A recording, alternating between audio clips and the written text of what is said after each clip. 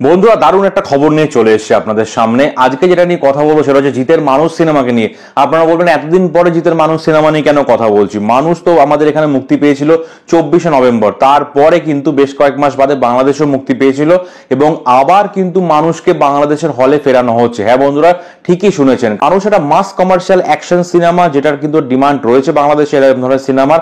মানুষ সিনেমাটা কিন্তু বাংলাদেশে অলরেডি মুক্তি পেয়েছিল এবং মোটামুটি ঠিকঠাক ব্যবসাও করেছিল, কিন্তু তা সত্ত্বেও কিন্তু মানুষকে আরেকবার কিন্তু বাংলাদেশে রিলিজ করা হচ্ছে। এবং আপনারা জানেন যে বছরের অন্যান্য সময় কিন্তু বাংলা সিনেমা বাংলাদেশে সেরকম ভাবে বিজনেস করে না, একমাত্র কোনো ফেস্টিভ্যাল বা কোনো অকেশন হলেই তবে কিন্তু ভালো ব্যবসা করে।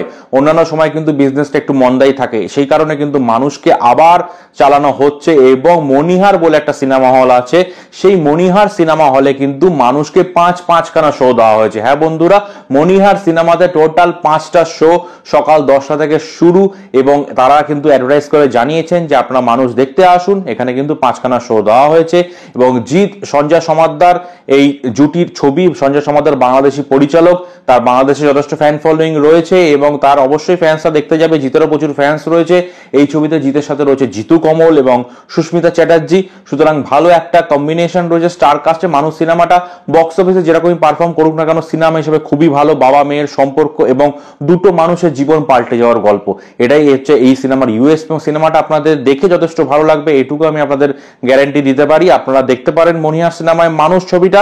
এবং এই সিনেমাটার কিন্তু সবচেয়ে বড় জিনিস হচ্ছে এই সিনেমার কিন্তু রাত 9:30 শো দেওয়া হয়েছে। হ্যাঁ বন্ধুরা, রাত 9:30 শো, টোটাল 5খানা শো, তার মধ্যে রাত 9:30 শো হচ্ছে লাস্ট শো।